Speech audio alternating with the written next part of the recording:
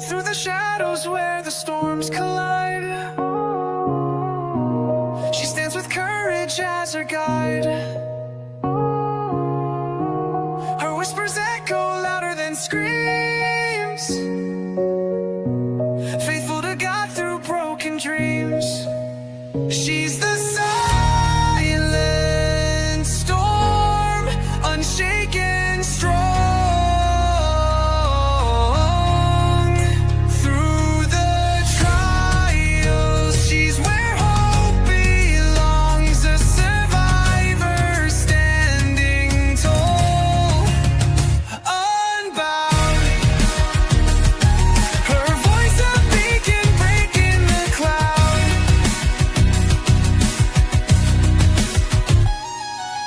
Tuesdays and Thursdays, the table set for stories shared, no room for regret.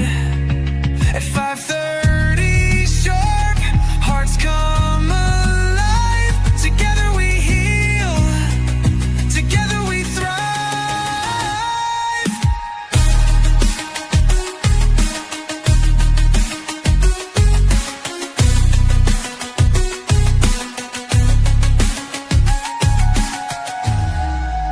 Tuesdays and Thursdays, the table set for stories shared, no room for regret.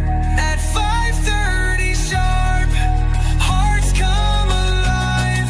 Together we heal, together we thrive.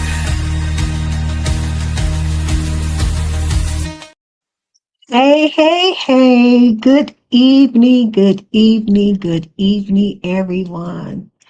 Hope you guys are having a wonderful Thursday. Thankful Thursday. Here, let me go ahead and share this all on my wall real quick. Let people know that we are live. We are live. Come on through, come on through, come on in, everyone. Yeah, it's been a busy week for me, okay? I'm kind of tired. I'm gonna make it through because I'm trying to keep my word on Tuesdays and Thursdays, for at least, from 5:30 to 6:30, if possible, because I just can't do these long lives, y'all, because it make me exhausted, make me tired and stuff. And but I'm here. I'm here today, and I am going to continue on to support and put my opinion out there, and also say what I got to say. You know what I'm saying? Far as Romika, okay, because she does deserves justice, y'all. She got unalive for no reason at all, just for no reason at all. That's all. And it's just sad all the way around, people. Okay, it's sad all the way around, and it is. And it is what it is. So we finna go ahead and get started. If you can share me out, I really appreciate it, to let the people know that I am live. Okay. Okay, we are going to be talking about two different people who got unalive, which is, her name was Dali, I think her name is Dahlia, Dahlia, I think, or Dalia, one of the two, maybe it's Dalia. Well, anyway, she was 12 years old. I was right.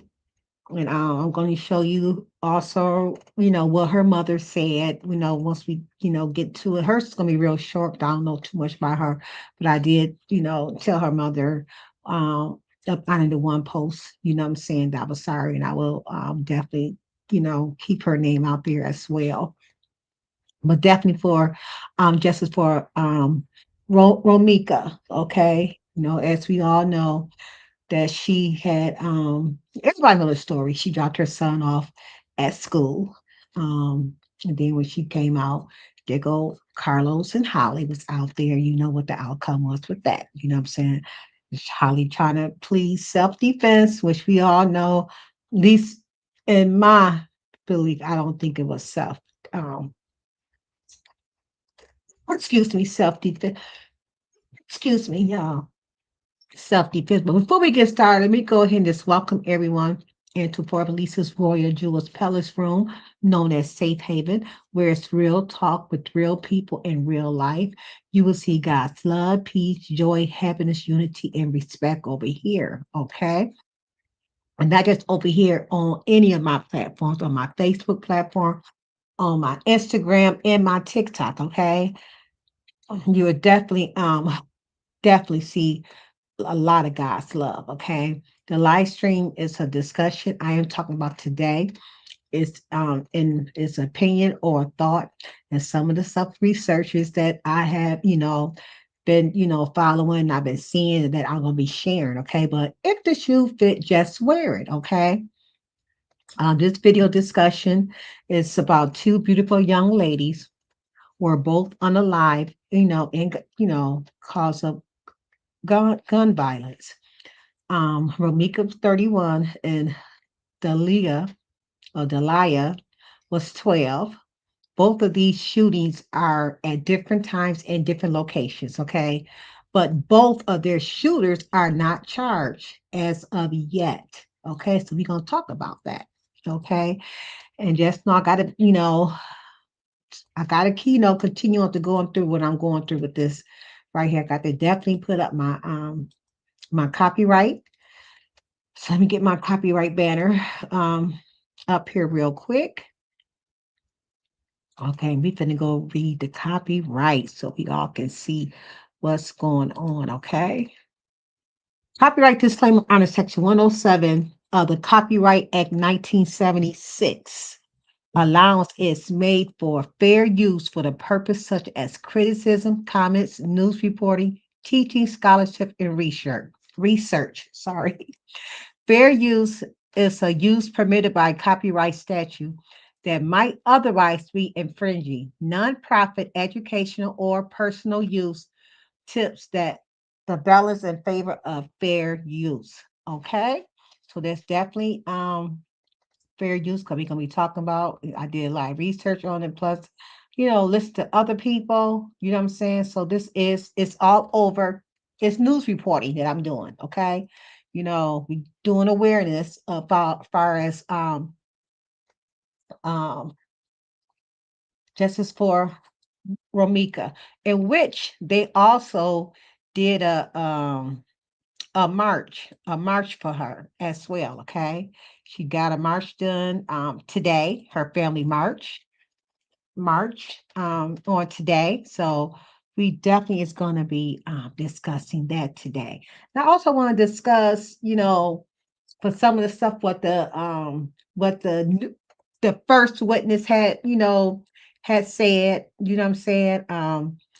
Because they got like another witness out there coming out there saying tell a totally different story, in which we know that story. I don't believe that story. Everybody got the right to believe what they want to believe, but I don't believe in the first witness because she came out early. You know what I'm saying? She came out right after it happened. She didn't hold off and she didn't wait. Okay.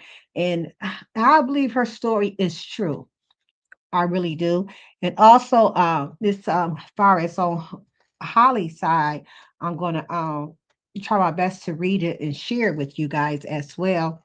As I read it, and I need to get my glasses. Excuse me, I don't know why I always forget my glasses. Hold on one second, you guys. Let me grab my glasses real quick. Really quick. Because I need my glasses.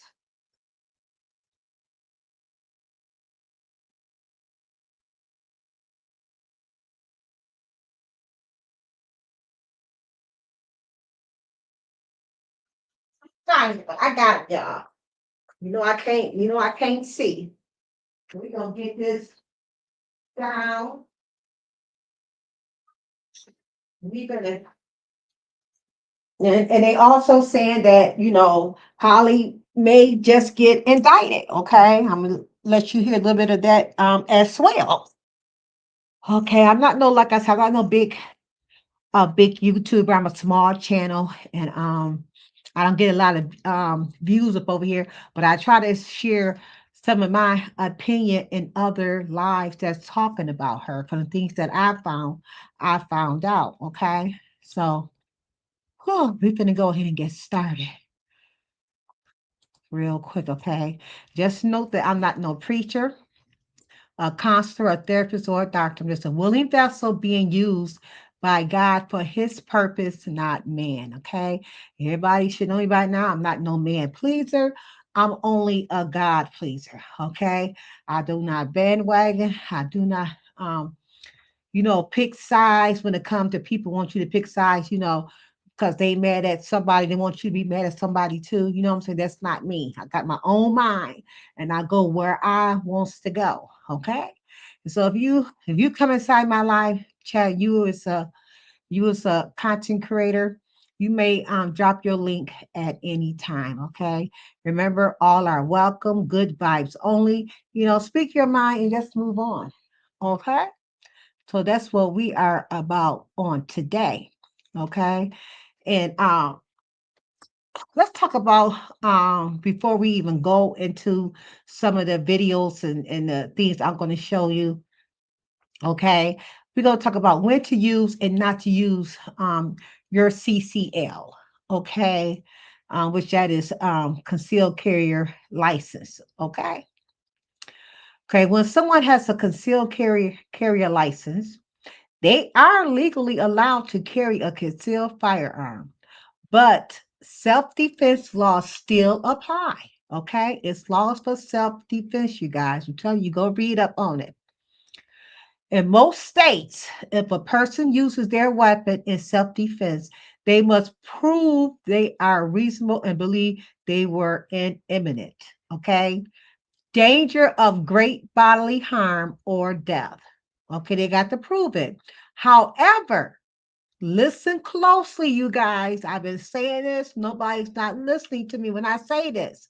If someone walks away from a confrontation and then returns to unalive someone, it is no longer considered self defense under the law. The act of leaving and coming back typically shows that the immediate threat had ended. Okay, and returning to use deadly force could be seen as premeditated or retaliation. Okay, which is not protected by self-defense statutes. Okay, if Holly walked away to her car, she walked away. She left a confrontation because she went to her car. Okay, so she walking away. She had enough time to get in her car, to think about it, to get in her car and take off. But she didn't. She went to her car and grabbed the pow pow and came back and, hit Ramika 3 times. That's why I want to get everybody to focus at. She left. She left. She walked away. It says right here. Okay? If someone walks away from a confrontation and then returns to unalive someone, it is no longer considered self-defense under the law. That is the law. That's the law, people. Listen to what I'm saying. Listen to what I did a research on. Okay. Laws vary by states, but generally self-defense is only justified when there is an immediate and unavoidable threat. Once the threat is over, the right to use deadly force ends. Okay? If a person leaves the scene and later returns to harm someone, they can be charged with a serious crime such as murder. Okay? Even though she didn't leave the scene, but she left the confrontation. She went to her car. That's like leaving. When you argue with somebody, then you turn around, you go into your car. You had left. Okay? You had left. Holly should have thought about got in her car and leave. But if she a member the UC SK champion. If she a member of that, hold on, you guys. Sit. Quit barking at everybody that you see. Sit. Oh my God. Sorry, y'all. He barks at everybody that comes by. Have a seat, champion. I'm sorry. Okay. So just remember that, regardless of having a concealed carrier license or not, courts will look at the circumstances, okay, including whether the person had an opportunity to escape or call for help instead of returning to confront the individual. She had enough time to do all of that. Holly did. She walked away. She had her cell phone. She could have called the police right then and there. People listen to what I'm talking about. She had enough time to do all that, but she didn't. She didn't. I'm only going by the research, what I have found. Okay? So please listen. All you got to do is type it up. It will bring you all kind of information. Go to the members of um UCSSA. It will tell you that in there as well. It's so much information, but you got to do the research, you guys, and read it for yourself, like I just did. Okay? Like I just did, you guys. Okay, and then we're gonna get to everything. I'm gonna show you, some of this stuff as well. But I want to get you let this ring in your head. Okay, will USCCA protect members if found doing wrong? If they was found doing wrong, doing it the wrong way. And then it says if a USCCA member does not, like I said, I'm not saying Holly is a member of the USCCA, but she could have been. Okay, she could have been, because 9, 10 times, I'm quite sure when you go get your license, your CCLs, I'm quite sure they introduced you to USCCA as well. You know what I'm saying? Okay. Okay, if a USCCA member does not follow the rules of self defense, such as leaving the scene and then returning to use deadly force, the USCCA may not provide legal protection or financial assistance for that incident. Okay, when you become a US CCA member, when you got a CCL and you become a member, that's like a insurance protection over you. Okay, they will provide. You can use one of their lawyers that's part of the USCCA. Okay, or you can get your own lawyer, but they will help you get those things. Okay, and the first thing to do if you was a USCCA member and you are in self defense right away. This is called aftermath. First thing you got to do is call the police. Okay. And then the second thing you have to do is call them, and they will direct you on what to do. Okay. They will direct you on what to do. Okay. That's what I believe she was doing when she was on those phone calls. Okay. Excuse me. Let me see. Do I got it up here real quick? I'm up and continue. Y'all just hold on, just hold tight right here. Let me show you this right here. When she was right here on this phone call, right here, that's what I believe what she was doing. Okay. She was going, it's a protocol that you have to do when you are a member. And for them to help you, for them to protect you, you got to go through certain steps. All you got to do is go read it. Yeah, baby. Can I get this hair started off? I can. Yep. Okay. Okay, I just want to show you guys that. Let me remove this. I'm live, baby. We took rain to get done. Okay. Okay, let's continue on what I was saying. Okay. The USCC may not provide legal protection or financial assistance for that incident. Okay. If a person is leaving a scene and then they return to use deadly force, they will not help that person. Okay, so we got to keep that in mind because she did leave. Even though she didn't leave the scene, she walked to her car. She left the argument with Ramika and she went to her car, where she could have got in her car, drove off, and called the police or whatever because she had a protection order against her. So she could have did all that, but she didn't. That's why I said this was not self-defense. Okay. Um, their coverage is generally contingent on the act being a lawful act of self-defense. Okay, it got to be lawful act. You know what I'm saying? You can't go around using self-defense if you are a member of, if you're not a member of USCCCA, because you got a CCL, that means you got a right to go around and pow anybody. You don't have license to unalive somebody. Okay, so remember that if the member's action fall outside the boundaries of lawful self-defense has defined by law, such as returning to the scene and intentionally harming someone after the threat has ended, the USCCA can deny coverage for legal fees, criminal defense, or civil damages. Each case is reviewed based on the facts and circumstances, and if the members conducted is deemed criminal or not in accordance with self-defense law, they are likely to lose USCCA support for that event. Okay, so they're gonna have to prove that she went to her car. It's a lot of things that it was already on top of her car. Okay, which I don't think that's. I think when you have the CCL in Illinois, it got to be hidden. You know what I'm saying? If I'm not mistaken, if I go back and read what I just seen correctly. Okay, so good afternoon, Vibrant. Thank you so much for coming in and dropping down um everything for me. Hey, soul sister. Good afternoon.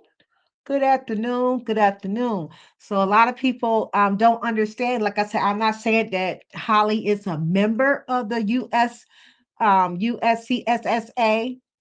I'm not saying that, but she could be. You know what I'm saying? If she doing her paperwork, she was doing her trails. You know, she did everything. So I'm quite sure she had that probably along on her as well. Okay. So we're finna go ahead. The first thing I want to do, I know I did it the other day, but I kind of want you guys to hear the first witness again. Okay. Let's hear what all she was saying. Shout out to, like I said, Messy Sweet Spot, because she's definitely over Romika's case as well. So this is because she interviewed the first witness. And the first witness is who I believe. Okay. So we're going to go ahead and listen to her again. Okay. Let's me go ahead and share it. Then we're going to listen to her. Okay. It's in my room, I think. Look at my room. Let me see. Let's go ahead and share this. Okay, then we gonna like I said, I want to go in order. Okay, so I want you guys um definitely to just follow me. Just follow me. Okay, just follow me. Okay, we're gonna go ahead and oh, let it play. So I'm sharing it. Mm-hmm.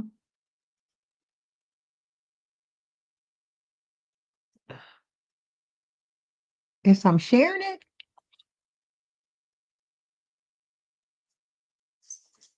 I think I am. She tried to wiggle away from him. Um, her arm was like literally almost getting free. With with his arm around her neck. This time because he was holding her by the waist in the beginning and she wiggled out.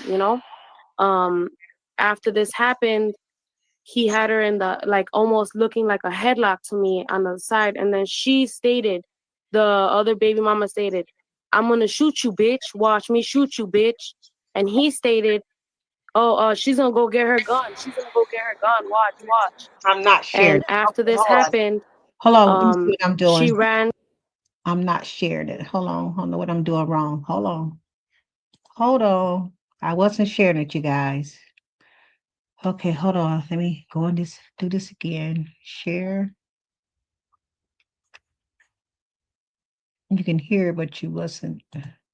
Okay, let me share screen. Hey, Bam, how you doing? Right here. Then you hit share. Oh, that's why I got to remove this. That's why. Hold on.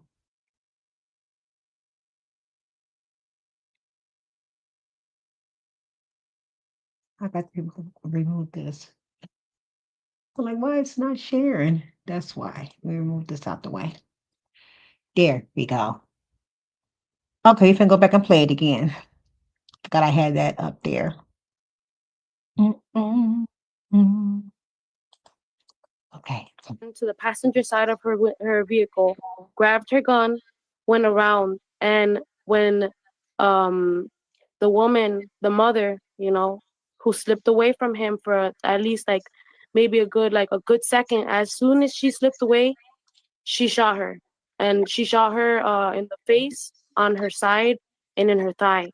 And I saw him like holding her for a split second. Maybe he was in shock, but after he was in shock, I guess he picked her up, and when she was falling, like a gush of blood fell, you know, like out of her body. And I was like, what the fuck is he doing? Like, I don't know, everybody else sees movies, you know what I mean, and they see put pressure on the wound. Why weren't you putting pressure on the wound? Why weren't you caring enough? This supposedly was your first baby mama, because when I was on the bus, I heard him and her screaming, and she was literally saying, she was like, I just dropped off my fucking baby. What? I just dropped off my fucking baby. Are you guys kidding me? As soon as I got off the 21 bus. And trust me, they got it. You know what I mean? Everything that I literally had to. I wasn't gonna let her die. Like, And then they also said that there was not no 21 bus by this scene over here. And Carlos tried to say it was in front of his house when he first called the police himself, or told the police that it was in front of his house when he came. But that's not true. I got another video I'm going to show you today as well, of a lady that lived there, and she walked around and show you where um Ramika was hit at. Okay, I'm gonna show you. It is across the street from the school, so it is in the school zone. I'm gonna show you guys all of that. Okay, just listen to her real clearly. that. I literally looked into her eyes. That hurt me.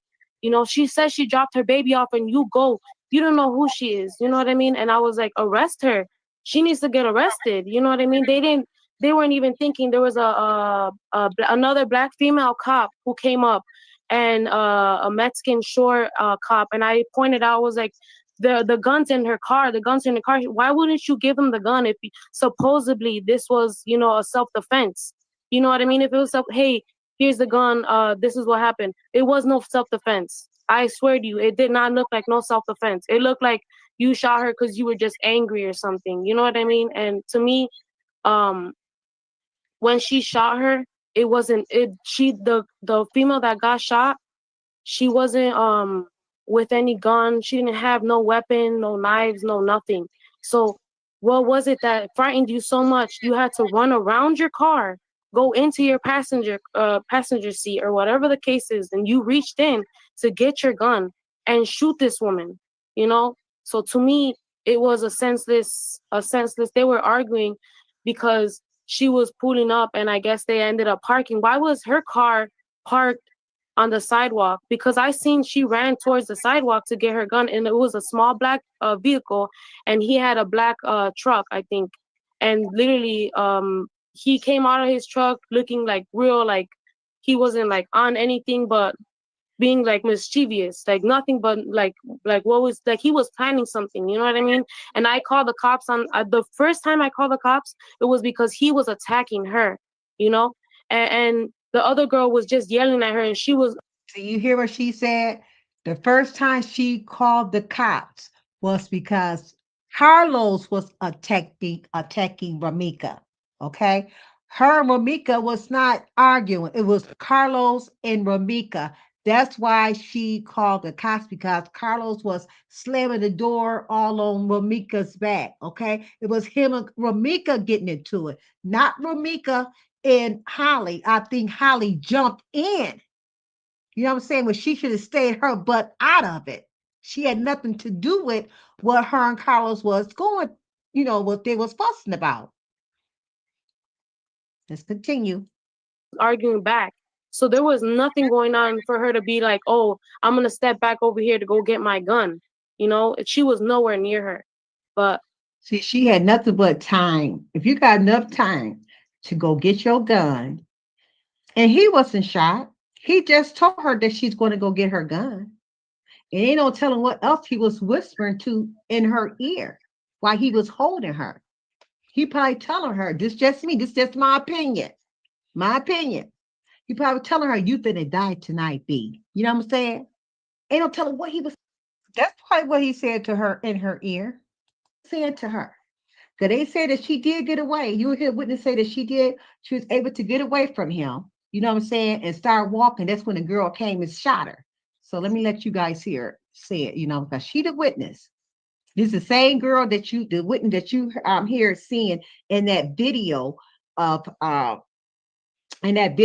her of the news plan. You know what I'm saying? And she talking on her phone, and here's somebody talking in the background says she the one shot her. This is the same girl. Okay, so we can continue on. That's all I gotta say. And I know for a fact that she did get arrested, but he got let go. So hopefully, for what I said and what I witnessed, I just don't want to be, put on the stand or anything to say. I did put a statement in because I know it's necessary. It was a ridiculous, I'm a mom too. I wouldn't want my baby to hear like that, and I wouldn't want me to be laying in the ground. She's a sister, she's a mother, she's a daughter, she's somebody to everybody. She's a friend, and that was bogus to just stand there and look at her like she was nothing. To me, I was literally so mad. My boyfriend was also really mad. He was yelling at them. I don't know if you noticed. He was there too, and I was on the phone with him while this was happening. I would call back at him, and he was like, "What's going on?" I was like, "Please hurry." And I even had him run that way. I was like, "You need to run that way to go see if he's okay. Go see if everything's okay. What's going on over there? What's going on? Is she laying in the? Go see if she's okay." And it's just senseless that I felt like I had to go send my boyfriend over there because he was just standing over her like, I don't know. But I'm so sorry. Thank you so much for letting me speak. No, I just want to say, witness, I want to give you a hug, and I just want to thank you from the bottom of my heart for speaking up and being a hero. Shout out to the real witness. This is the real witness. This the witness that she don't want to be subpoenaed. She don't want to go to court, but she gonna eventually gonna have to go because she see, from her part, from what she's seen. And like I said, you can hear her voice in the news video when she was telling them you had no business shooting her. That was no self-defense. It's the same voice, y'all. The same voice. And having the anointing of God on you, to have that courage to speak and have that faith to call out demons in front of them and how they are, because so many people will be so afraid to speak out, but not you. And I'm thankful that you have come up here and you have told the truth. You have put truth, to power. And we need more people like you. We really, really do. And I just want to say thank you so much. Now you said that Carlos, because that is the baby daddy, his name is Carlos Way. Now, he was putting hands on Meeks. That's the woman that passed away. She's a chocolate girl, the first baby mom. You said when you first saw they were arguing, Carlos and Miss Meeks, was they at her car? Yeah, they were by Miss Meeks' car. Miss Meeks was standing in her door frame, and Carlos had the driver's side door, and he was slamming the door into her to where she was like jerking herself. Yes. Oh my God, he's a demon. And he did it in front of the kids, in front of the public. Can you imagine what he does behind closed doors? Trust me, that's why I called the cops right away, because it looked like to me it was like a domestic violence, and it was. It you was. know, I Anytime just you got a big man like that, do you see the muscles on this dude? And she ain't yeah, nothing he was but a huge. $1.50. She ain't nothing but a $1.50, and he Yeah. slammed that door, using a door as a weapon to harm her. And you got this other girl just looking, and what was she doing at the time? She was standing by her trunk of her car, and she was arguing with Miss Meeks about being there, I guess. And that's when I heard Miss Meeks yell out, "I just dropped off my fucking kid. Are you kidding me?" Like, she was like, "What the fuck's wrong with you guys?" Like it was a different, like, argument. Like, it wasn't even like she was arguing with her, you know what I mean? Yeah, she did get back out of her car, but it was because the other woman was antagonizing her, and she was acting like she wanted her to come out the car. So then she came out of the car, and I don't think she expected to get shot. No one ever like expects to get shot, you know what I mean? But to me, I felt like what I seen, it was unnecessary, and to the point No, where it was. it was senseless. And I don't know what came over her to even think to go get her gun, you know what I mean? Like, I thought they gave people training for that. Did you know earlier this year, that same girl, the second baby mama that got the gun, she was writing to Miss Meekson online earlier this year in January. She said it's time to KMFers. So they said they already had this plan, that the second baby mama was already had in her heart that she wanted to end the first baby mama life. Mm. Yeah, I didn't know that, actually. I just, from what I literally, I haven't been online or anything, and I haven't been looking up, but I went on YouTube and I saw your thing, and you were saying to tell the truth, so I figured I'd come on to And let I'm it off my glad you chest. did. Thank you so much. I'm glad you did. So I'm glad she did too. You know what I'm saying? She was they had other witnesses out there, but she's really the only one that's really speaking out. You know what I'm saying? Don't forget this happened in Chicago. You know what I'm saying? afterwards, so he's slamming the car on her. So did eventually she get inside the car to get back out? Yeah, because he was slamming it so hard. I feel like she was just trying to, like, kind of get away from him. Got So it. then she went back in. So she went back in the car. So I would think, okay, this is the end of it, right? But it's not Yeah, the end of it. no, because the girl literally ran from the side of the sidewalk and then went in front of her car and Miss Meek's car and started, like, yelling stuff out. That's where I actually got off the bus, and then I started getting close, and then like, just to hear what was going on. And it started getting hectic. And then at that point, I was already telling the cops they needed to hurry to come and get the situation handled, because they were in the middle of the street arguing, and I was like, he literally was slamming the door on her, on her back, like, please go help, please help, so. Yeah. And then I'm after, glad she ran to the side. So I'm glad you did. So after that, she got in the car, and then homegirl, Miss Johnson, Holly Johnson, that's her name. The second baby mama, the killer, is Holly Johnson. Holly Johnson gonna go in front of the car and yelling and trying to provoke her. And is that when Miss Meek said, "Girl, I just got finished dropping my kids off. What are y'all doing?" no, she was yelling that over the hood, right? But when she came out of the car, she said, "What?" Like, she was like, "What, bitch? Like, you keep coming up to my car. What's up?"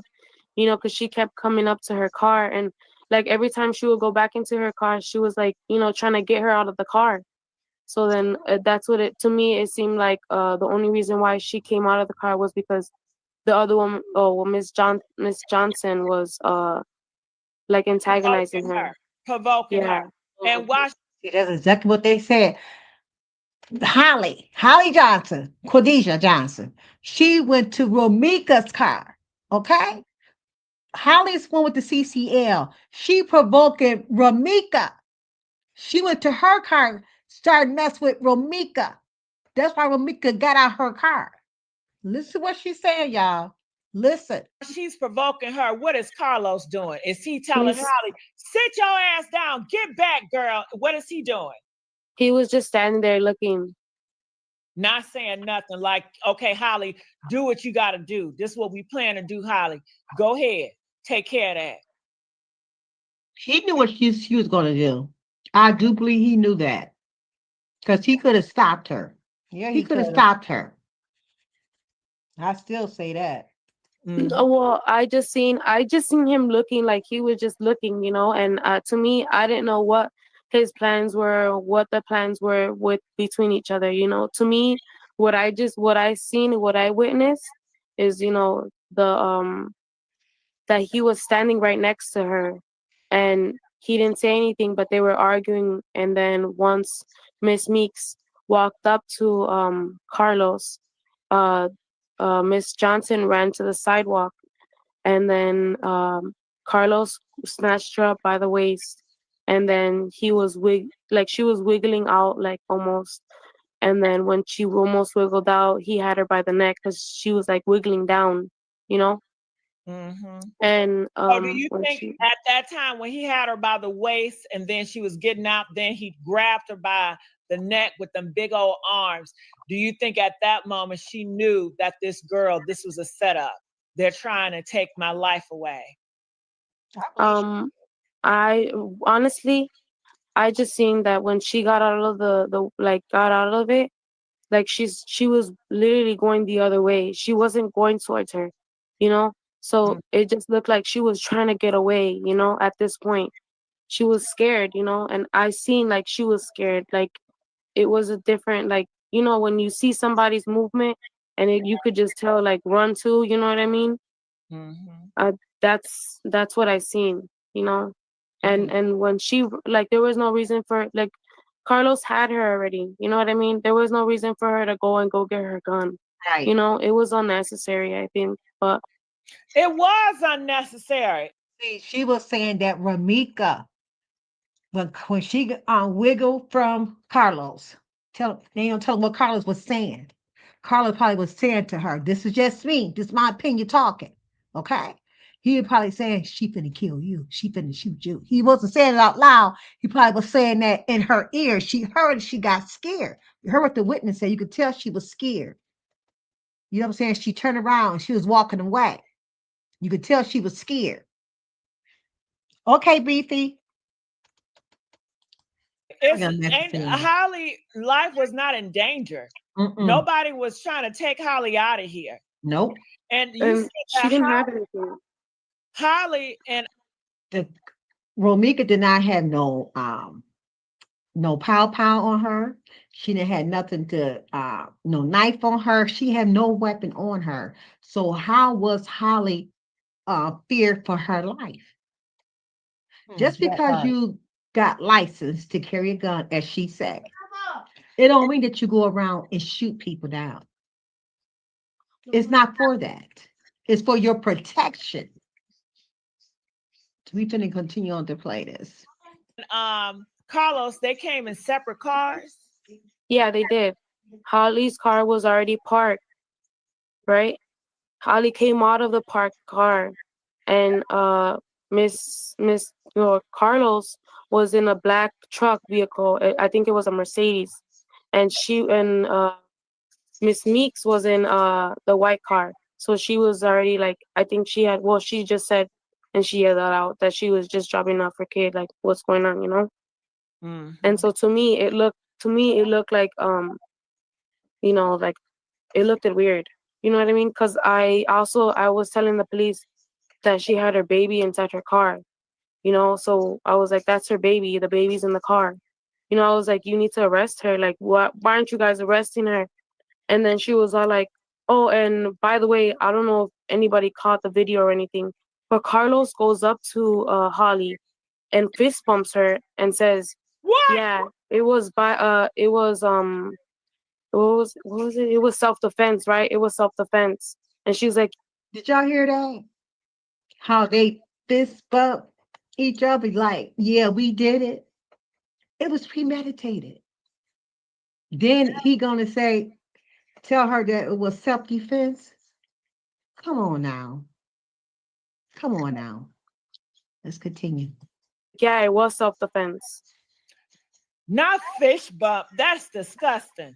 After Yes. she is dead, they fish bumped each other. Yeah, and he goes up to her, and they were both said they looked at each other and it was self-defense, right? He was like, yeah, it was self-defense.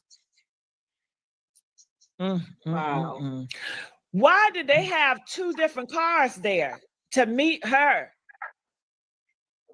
I'm actually not sure. I didn't, I just witnessed what I witnessed, and That's just awkward to have. But there was plenty of people on there, plenty of people on the sidewalk that they were shouting out to arrest her and everything, and the cops did. Again, my opinion, I believe that Holly did drive that hour to get there. They tried to say Holly was already in Chicago over there at Carlos' house. That's what they try to say. That's what they saying. But I don't believe. I believe she drove. That's why both cars was there. That's why his car is there, and that's why her car is there, because she drove from wherever she stayed, that hour drive, and met them up there at the school. That's my opinion.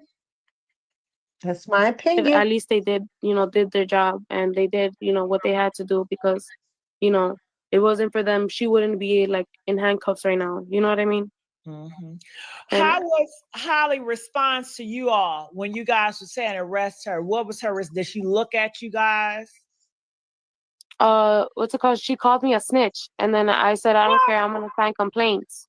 And then what's it called? She was frustrated, and she was saying, she was like, I have a concealed and carry, and I was like, I don't give a fuck. You shot somebody, you know what I mean? And the other girl was like, yeah, the gun's in the car. And I was like, bro, I've been said the gun's in the car. It's in the passenger side. You guys you just stashed it for what? What you stashed it for? If you was like a self-defense, then why the fuck did you why didn't you just hand them the gun? You know what I mean? But she didn't hand them the gun. She hid the gun. You know what I mean? Exactly. They said when you got license to carry a weapon, that if you use it because you got license to carry, you can keep it on your person. You know what I'm saying? But it got to be locked or something. Like I said, I don't understand it, too much about the laws with the guns and stuff. But you also got to remember, each state laws are different. And I said at the beginning of a while ago, I remember when I first seen it, that make sure you watch it. This was before the beginning of the summer. I announced on one of my chat on one of my lives that you guys that laws had changed as far as the gun laws had changed in each state. So just because you're in this state don't mean that the next state is gonna it's gonna recommend what your state recommends. So make sure you know what each law is in each state if you are carrying a weapon. Okay, you got license to carry a weapon. Each state is different for you guys to go out there and check it out. Okay, wherever you're going, you're going to California. Okay, no California laws about carrying, different, and which states you're gonna be going through to get to California. Know your laws. Okay, like wherever she's from, I think she's from Milwaukee. I'm not. Don't quote me, but I think Holly's from Milwaukee, and her laws might be different from Chicago, Illinois laws. What I mean? So to me, I was like, bro, what was this? Like, what was this right now? And the cops were like, they were like, who was it? Who was it? I was like, her, arrest her, and they arrested her. Good. And the crazy part is she had blood all over her because I was like, I would assume they would have arrested her. You know what I mean?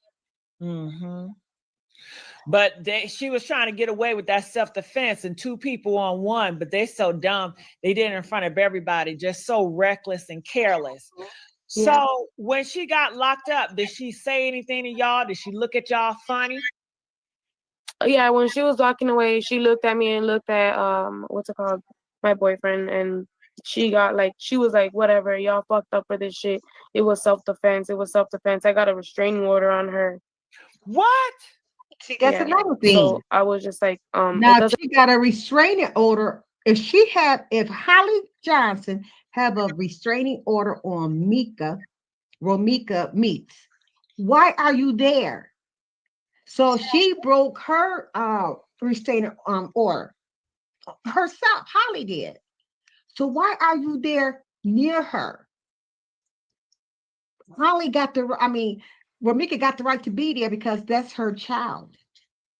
That's her child's school. Holly don't have no child to go to school there. Her child only 3 months old. Ramika's child is 7 years old. Um, Holly child is 6 months. Come to find out, but at this time, I didn't. I thought the baby was 3 months, but the child is 6 months.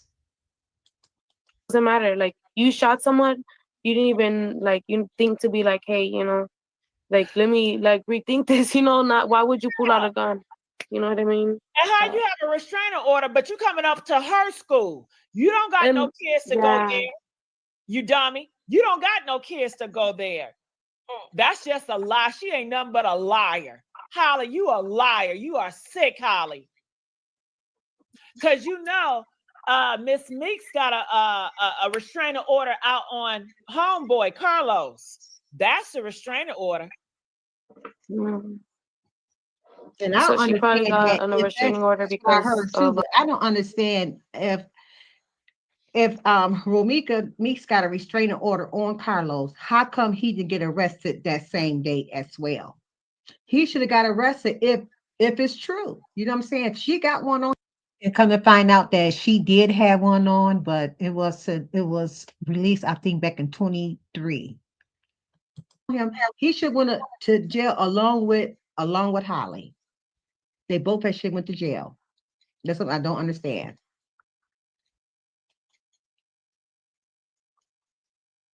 How was he looking? He turned away and he ran to his car. He wasn't even like paying attention to Miss Meeks or anything at all. Wow. And, by that time, my boyfriend started telling him, like, don't you feel remorse?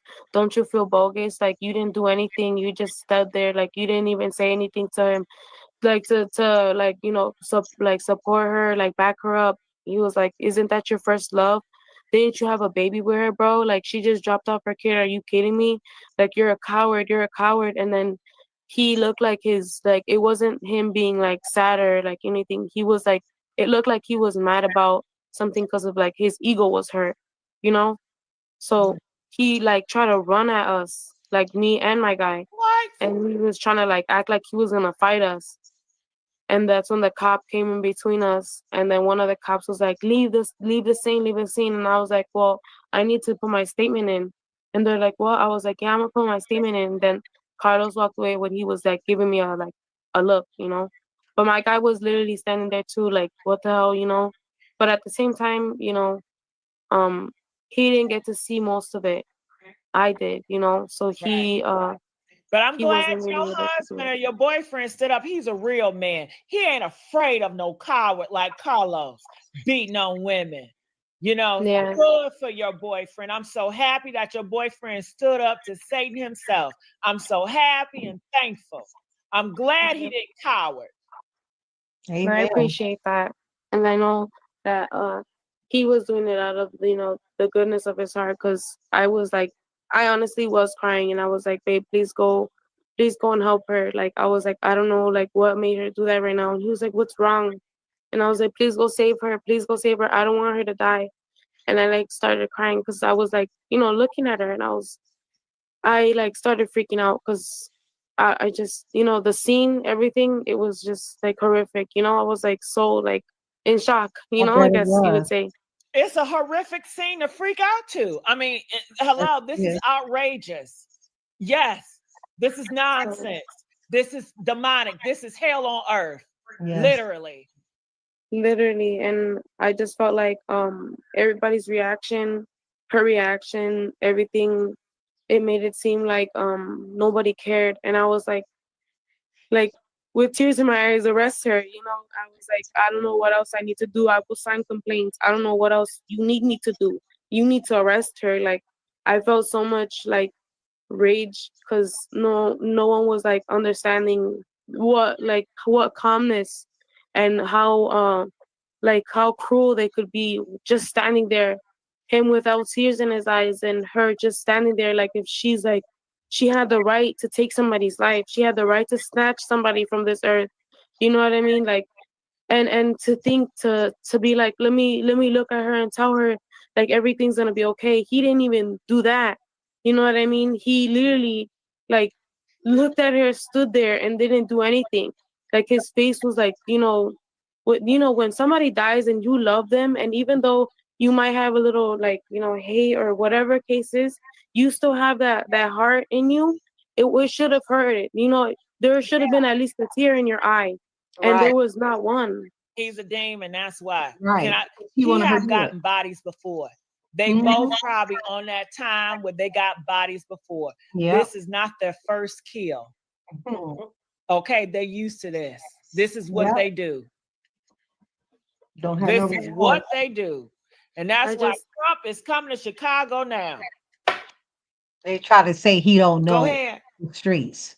No, I just that's pretty much it. But that's all I gotta really say. And I really do thank you for letting me speak out and telling, the truth about what I seen and what I heard and everything. I just hope that, thank you. We thank you. We need more people like you and your boyfriend. We thank you. Because without people, you find some people, don't want to talk because they consider, being a snitch. No, it's not about you. It's not about being a snitch. It's about you telling the truth. You tell about what you see. It was a life taken. It was a life taken. So she had every right to speak and tell what she said. That's wrong with people right now. They're too busy worried about what they're going to be talked about, what's going to be said if they tell. You know what I'm saying? You're not no snitch. You see, because that could have been your family member. Everybody want to use, let the street handle it. No, let the law handle it. Let the law handle it. That part. People that have the courage to speak out. Where would we be in this world? Ran with demons. We need more people like you and your boyfriend to speak out and to call it like it is and to speak truth to power and to rebuke Satan when you see him right in front of your face. Because Satan gotten so bold, just right in front of the kids. Can you imagine what that's going to do to the kids? And you said that Holly had her baby in her back seat. This is a whole mother here. Yeah. Care. And it looked like a baby, So. Yeah. And she got all that energy. And then to hide the gun, and they were planning to get away with it. They were planning to get away with it. So thank God it's people like you. You are angel sent. Yes, you are definitely angel sent. God was using you to be a witness. And we need more people like that. We need more people like that. Yes, we do. Do what's right. Do what's right. When you see somebody doing something, somebody got unalive out there and you've seen it and you're not going to say nothing, you're going to keep your mouth shut, all because what the street's going to say about you, you ain't nothing. You ain't nothing but part of the problem. You are part of the problem. That part. To speak truth to power. Because if we don't have people like y'all, then we are lost. We are truly lost as a nation. That's right. And I'm sure her family appreciates you speaking out too. Well, I just hope that, they find grievance and that no matter what it is, that they come out stronger, and I hope that, whatever I did or what I could do, for them, like, I hope everything goes well, and I hope that they give that baby as much as love as, he deserves, because it was senseless for somebody to take his mommy, and that was the last thing that he ever seen, I guess, So. Yeah. Do you feel like the police failed them because they said she already had a restraining order? What else could she do? You got a restraining order against this guy. He's just still obsessed, and now he's popping up at the school because they say he didn't know where she lived. Yeah. You know what I feel like? I feel like when I seen everybody, at first it looked like Carlos and her were talking like fine, but then the other, well, Miss Johnson popped up out of nowhere and started arguing too. Oh, so Holly came last. Holly Johnson came last. She done popped up. Oh. Yeah. Was she like she did he call her to there? Because the cousin spoke, and cousin was like, you call. She didn't say call, but almost as if it could have been interpreted like you're supposed to be working at the gym, and then you didn't have her come up there. So how? Oh, but you don't know that. I was gonna say, how did Holly know to come up there? And why would Holly go to there if you got what she got, a restraining order to? Holly probably got tracking, probably got his tracking, and she probably got his tracking. They probably got each other tracking, so Holly knew where he was. A girl, then you know why you been around her then, liar. She don't got no damn restraining order. That girl ain't do shit to her. That girl don't even want to see her. Yeah, because all I know was she was yelling out that she dropped off her baby. But I honestly do feel like the cops did their job, you know, because at the end when but my thing is they did do the backtrack and they got my story, you know, because everything was too crazy on the scene. They were all trying to like calm everybody down, and you know, we were all screaming our heads off, you know what I mean? And it was like a huge scene. There was a lot of people around us, and one person even said like, oh, don't even give him your number, don't even give him nothing, why would you snitch, and it was what? Like, it's not that snitching, don't make you sense know? to me. Somebody See, I'm not a bystander. Somebody said, why would you snitch on a murder? Come on. Yeah. So to me, I was like, I'm not a bystander. If I would have took their mama out, then they're gonna have that same feeling, probably so, because they probably hate their mama, because they on demon time, child. They hate their mama, they hate their daddy, they hate life itself. They just a death. Right. How could you?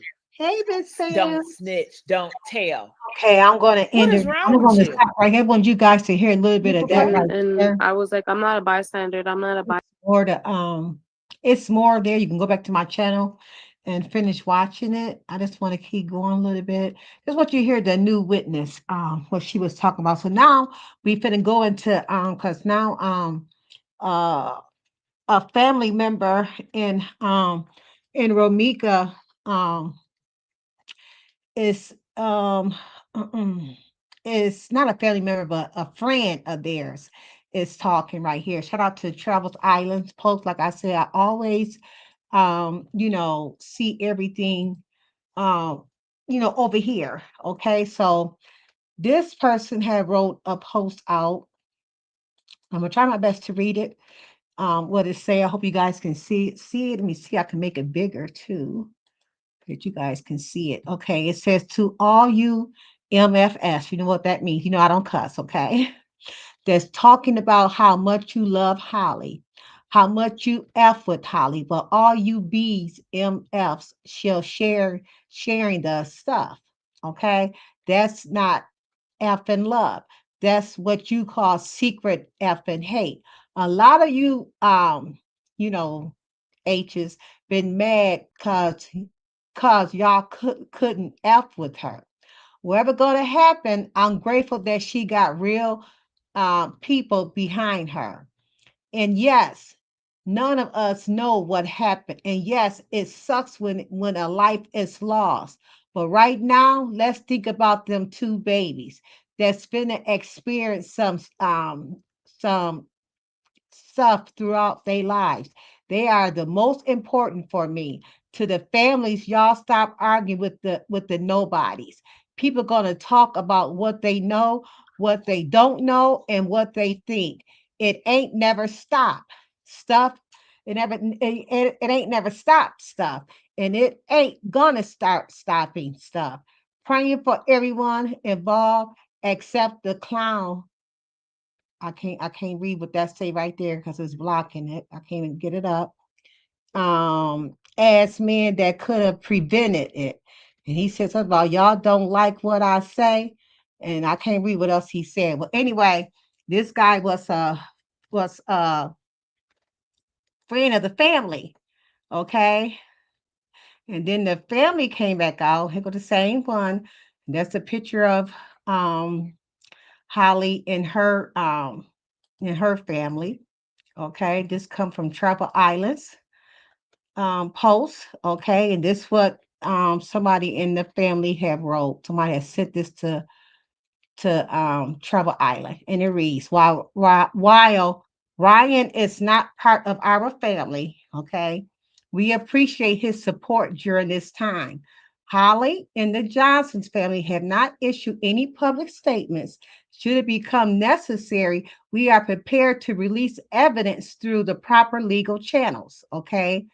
And they said our focus remains on cooperating fully with the Chicago Police Department, the state attorney, and other authorities, not on addressing false online narratives. Okay, Holly has been fully cooperative since day one. As most know, this matter will be presented to a grand jury. Okay, that's came out of what Holly people said. Okay, if we present it to a grand jury, so she will 9 10 times she will get indicted. Okay, she definitely will get indicted. Okay, here come another one, and this is the one where you're gonna hear where she says she is going to get indicted. Okay, so listen to this. Okay.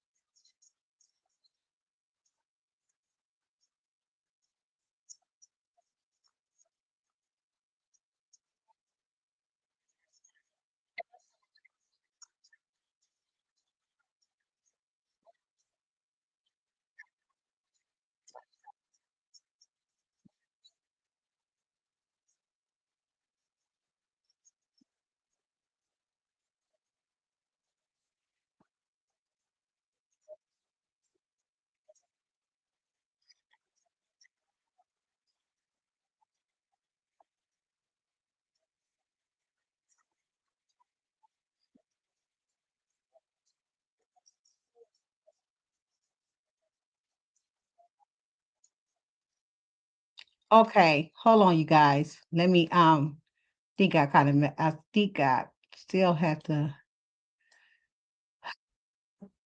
I thought I can go back and forth, but I can't. So I got to stop sharing so you guys can hear. Um, Here it is again. So I want to share this one. Okay, I got to keep stop sharing and put it back up. I thought I could just keep sliding it back and down, keep going down, but I can't do it like that. So let me see. Yeah, this is the one I wanted you guys see here. Okay, this is the one because I just read of Holly and family friends saying that how the Holly's family came out and said this is going to the grand jury. So this is another YouTuber. I forgot her name. Let me see. Her name is Naya News. Okay. So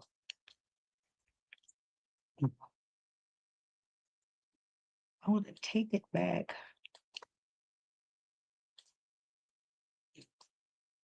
When I do this. In this case, did not instigate the content. The first time we just learned that Holly Quadeja Johnson is going to get her day in court after all. The Chicago prosecutor's office is looking at Holly, and she will be facing a jury of her peers sometime this week. She is officially facing indictment. Oh, welcome to Naja News. How you doing? Thank you, Naj. Always a pleasure. Absolutely, absolutely. So, Joe, just looking into it, when you and I were talking off camera, now she has not yet been indicted, and I kind of want you to teach us what's happening. Talk to us like we've never been. I don't know anything about this. Like we've never faced charges before. You have, though, Joe. Yeah, fantastic. And I read preliminarily the police did detain her, but released her without charging her, which is not uncommon because they need to gather their facts. I'm sure they interviewed her. I believe she may have given a statement either through her attorney or individually to investigators, because it seems that there's a logical justification defense. She had an order of protection preventing the victim from having contact with her, and she also had a concealed carry. So it looks like she was doing everything lawful, that the shooter in this case did not instigate the contact. So if she was the initial aggressor, she cannot now use the justification defense. It typically happens. And she was. You guys heard what the first witness said, that Holly came to her car, came to Romika's car. You know what I'm saying? Provoking Romika. That's what the witness say. That's why we need that witness, because she's seen it. In a restraining order is it says blanketly stay away from the home, business, or they can designate other areas that are absolutely off limits for the subject. You have to be the victim of an assault or a threat. You can't be the aggressor. Like, for argument's sake, and I don't know this to be the case, but if she became the aggressor when she saw Romika and she then pursued her in a threatening manner, she cannot claim self-primary aggressor. Controls the process. So the grand jury may say, we have questions. They'll raise their hand, they'll go to the prosecutor, and they'll tell the prosecutor, look, I want to know, how many feet away was she when she first took her weapon out? Something like that, step by step. Like right now, we don't have a lot of facts, so it's hard. So now we wait. It's just kind of a waiting game for all of them. And, those of us that are observers and making commentary on this case, we will be back with details. Joe Murray of one of the top law firms here in New York City and New York State. I thank you. Exclusive. We've just learned that 𝘠𝘢𝘭𝘬 Johnson is going to. You can see that she is going to get indicted, you guys. A grand jury is going straight to the grand jury, and but it's not self-defense. Going by what the witness say, it's not self-defense. Okay, and something else I got from Travels Island, and it says this was some of the statements that was written. He got a lot of stuff crossed out because it must be like their real names probably up in there, probably address. I'm not for sure what he all got crossed out, but anyway, to the event. Let me make this bigger. Let me share this as well so I can make it bigger so I can read it. Okay. Share screen. Making your job so bad. Mom Bear has to call Uncle Bear in the park.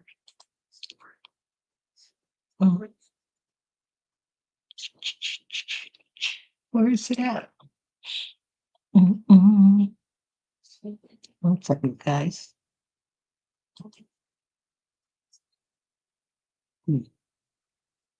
There we go. Okay. Now can I make it? Hope you guys can see it. I'm trying to share it. Okay, there we go. And it reads.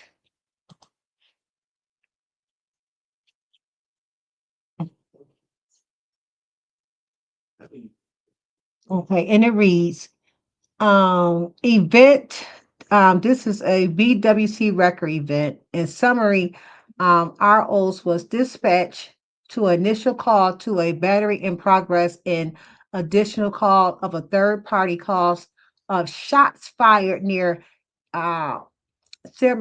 and State Street, in which a caller heard 3 to 4 shots. Upon arrival, the ROs observed a female, one unresponsive, on the ground, appeared to have multiple gunshot wounds about the body. The ROs immediately began rendering aid, requesting EMS via OMEZ zone 4 radio at 0904. That was 904. I don't know what RO stand for.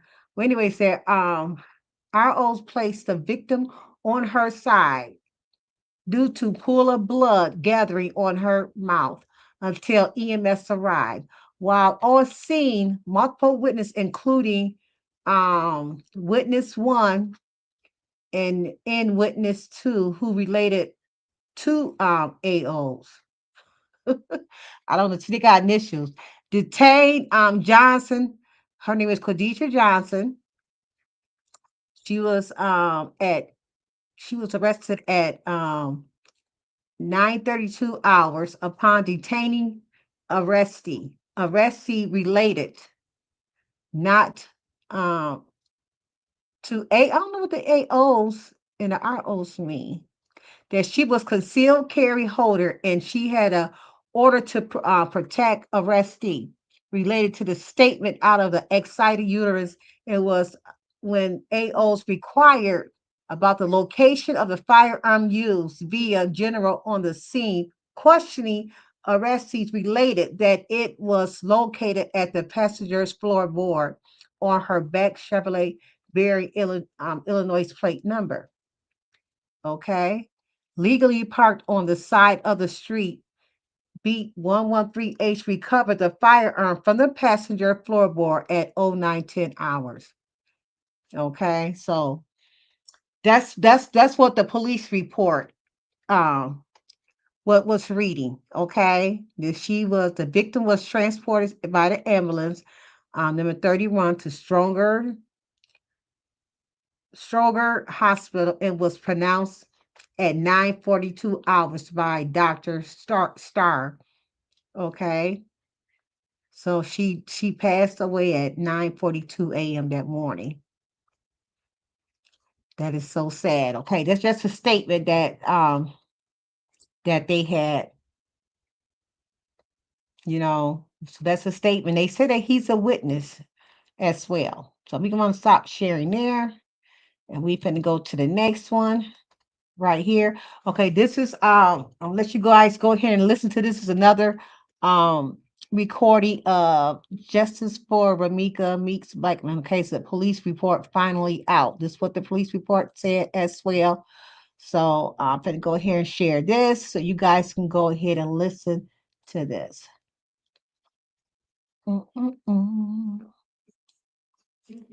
Share screen.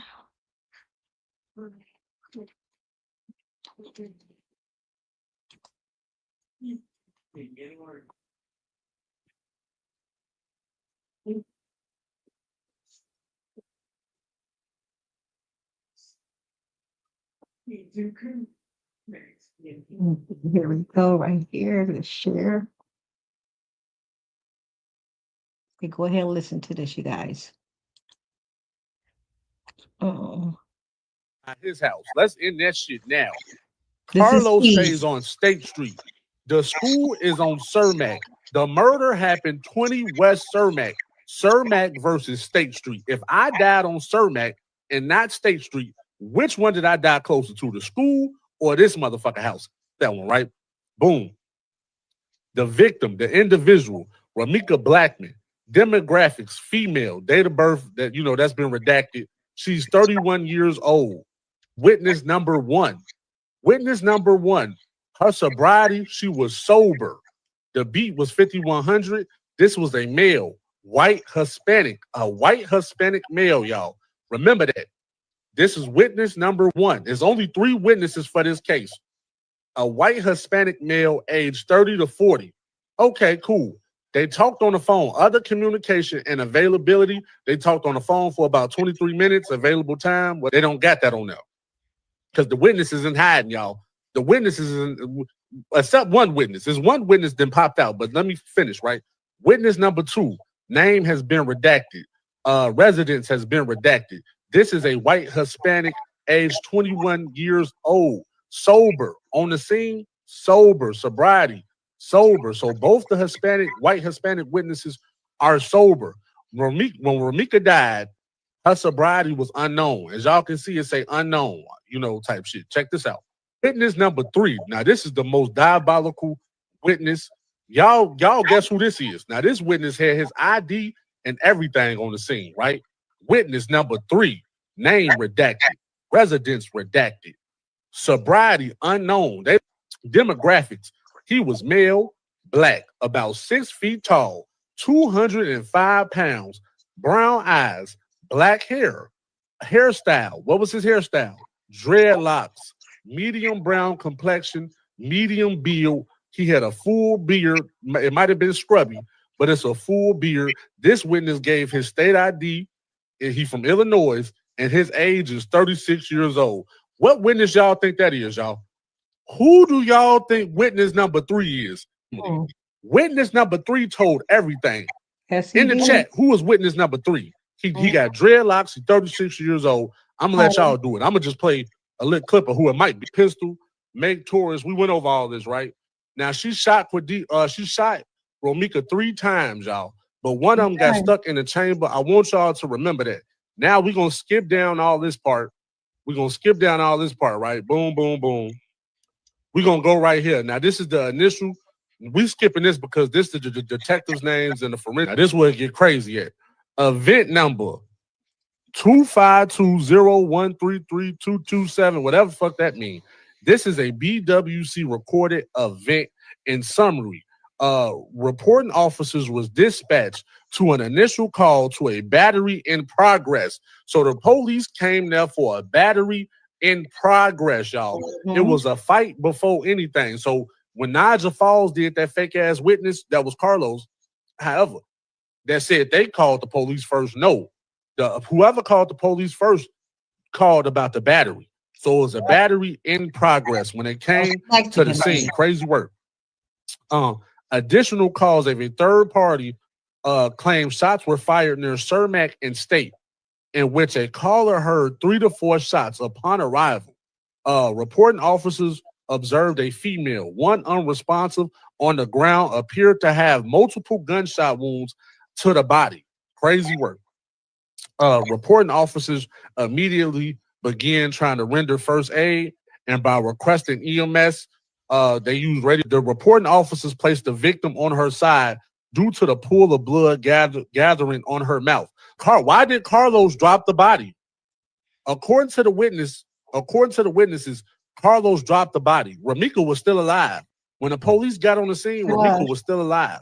Why didn't Carlos turn Romika on her side? While on the scene, multiple witnesses, including witness number, look, y'all, this is how we know who witness number 3 is off this statement. Check this out. When they came to the scene, while on the scene, multiple witnesses, including witness number 1 and witness number 2, who related to the arresting officers, the offender being on the scene, arresting officers detained Q Johnson at what time they took her ass to jail?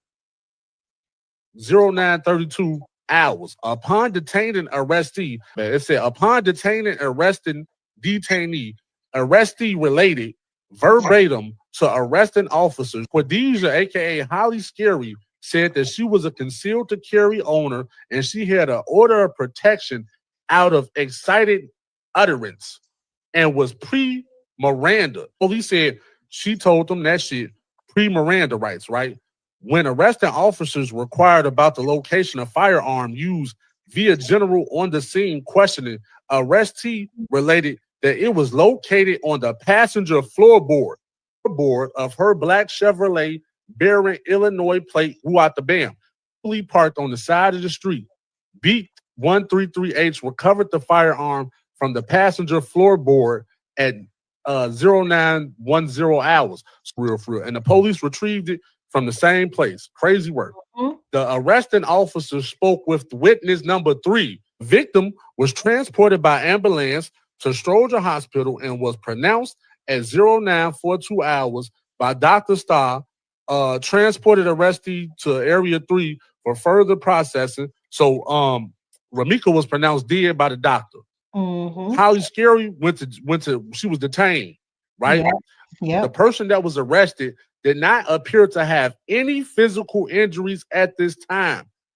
The person arrested refused EMS. So for somebody that just fought off an immediate threat, y'all, Romika was a threat, allegedly, right? So for a person who just fought off a threat, you hid the gun. You had enough time to beat the threat, hide your gun, and you refused the ambulance. You refused EMS, and you didn't have no injuries to your body. No. She also said no to her baby getting relocated, and she hid the gun under the floorboard of the car. All this for a motherfucker that was so scared for their life.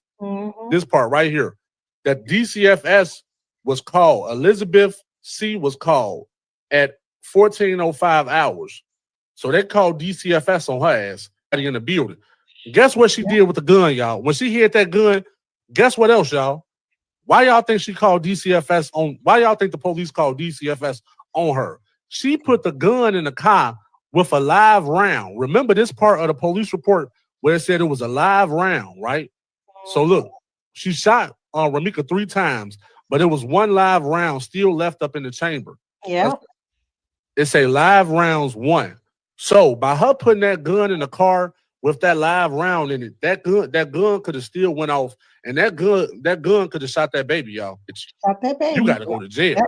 You shot her, then tried to hide the gun. You so scary. You had the gun with a live round in the gun. So when she tried to put the gun under the wheel bearing, the motherfucker gun could have shot off, ricochet, hit the 6-month-old baby, and everything. Is y'all crazy, man? Is y'all crazy? Now that's the police. Okay. That was the police. Let me stop sharing this. Okay. Let's finna keep going, y'all. We finna keep going. Okay, now I'm finna show you it's a new video floating around. Just proves Carlos had no emotion to Ramika laying on the ground still moving. And she was still moving, y'all. This is Trevor Islands talking. She said she's so irritated. Okay. And she said she won't be sharing the last moments because it's too sad and it shouldn't be on here. But it really proves Carlos showed nothing, didn't bend down. He didn't bend down. He was the only one standing right over her before the police came. He even had time to think and put his phone down. While Holly on the side just standing like a brick. She's so irritated. Okay, so she is gonna play just the audio. She's not gonna show the video. She's gonna play the audio during this time. Okay, so let me go ahead and share this right here, and it's gonna be audio that she's gonna be playing. Okay, somebody has sent this to her. Okay, this just came out. Okay, and she said she's just gonna play the audio only. So let me go over here, go back over here and screen share this. So we can go ahead and hear this. Okay. We gonna share this. We finna. Okay. Yeah. Okay. And then she wouldn't get in, and then fucking he shot her. Oh my god! Right here. Move back out, cause that be crazy. And she got the gun in her hand watching. She must have loved him. Now, ooh. She put the gun down. Wow. Oh my god. Yeah, she this is so wrong. and she's one of the mamas that go. She just dropped her baby off at the school. She just dropped her baby off at the school, bro. Oh, over him, this is so wrong. Yeah, yes it is. And the bitch still standing up. And she got the pistol. Oh my god. Oh my god. She shot her. Oh, she's crazy. Stay right here. I don't know how to be shooting at her. Now look at the bitch. They won't want to even fucking answer. Oh my god. He was trying to force her into the car. Yeah. And then she wouldn't get in, and then fucking he shot her. Oh my god. Right here. Move back out, cause that be crazy. And she got the gun in her hand. Wow. Now you hear that the witness, whoever recording this part, and they was talking and telling about it. They said he shot her. He shot her. Talking about Carlos. I'm gonna go back a little bit more so you guys can really hear. And she got the gun in her hand watching. She must have loved him. Now, ooh. She put the gun down. Wow. Oh my god. Yeah, she this is so wrong. and she's one of the mamas that go. She just dropped her baby off at the school. She just dropped her baby off at the school, bro. Oh, over him, this is so wrong. Yeah, yes it is. And the bitch still standing up. And she got the pistol. Oh my god. Oh my god. She shot her. Oh, you crazy. Stay right here. I don't know what you're looking at. Look at the Now look at the bitch. Stay at one ain't even fucking answer. Oh my god. He was trying to push her into the car. Yeah. And then she wouldn't get in, and then fucking he shot her. Oh my god. Right Move back out, cause that bitch crazy. And she got the gun in her hand watching. She must have loved him. Them. Ooh, You she hear put that? the gun down. He wants to Wow. get in the car, she shot her. Oh my god. here. She Oh, yeah. that's so And hard. she's one of the mamas that go. She just dropped her baby off at the school. She just dropped her baby off at the school, bro. Oh, over him, this is so wrong. Yeah, yes it is. And the bitch still standing up. And she got the pistol. Okay, we're gonna stop that. So that's a new audit that's coming around.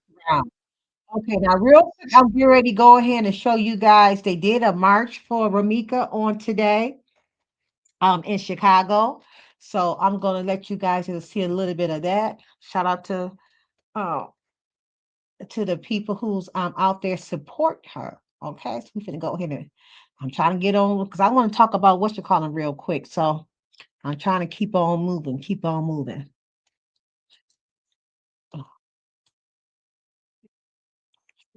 Trying to keep on moving, y'all. There we go.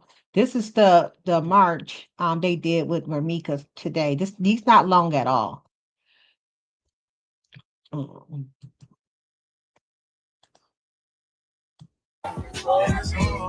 Justice for me.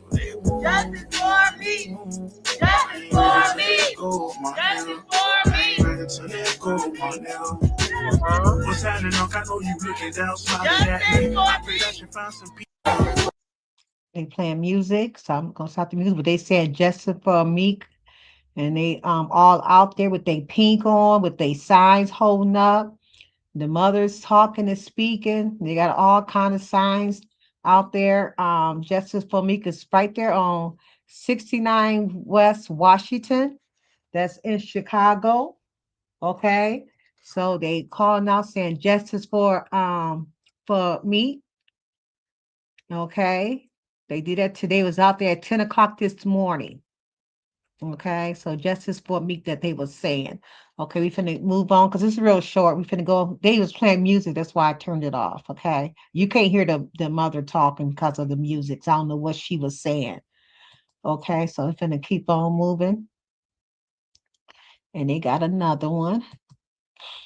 Justice for Meek. Okay, let me see. They had another one. I guess they don't. That's the only one. Oh, Chris really had two of them. I had two of them up there.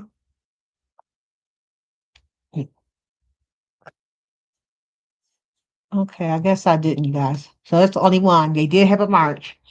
Okay, this is real quick. I'm not going to play this whole thing, but I want you guys just to listen. Just a little bit of this right here. They are talking about the new eyewitness who could change Meek's case. That's what it say. Hold on.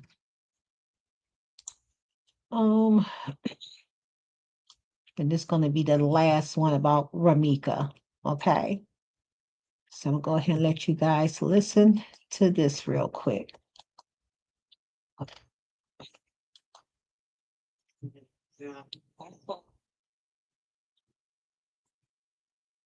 Okay. I'm going to share that and we're going to listen. Say she's not here anymore. How do you explain it? It's so sad you can't even just think straight. I can't even get my words out just thinking about it bad happening right here by us. They say the truth always comes out. But what happens when the truth is clear to everyone watching, yet the justice system refuses to act?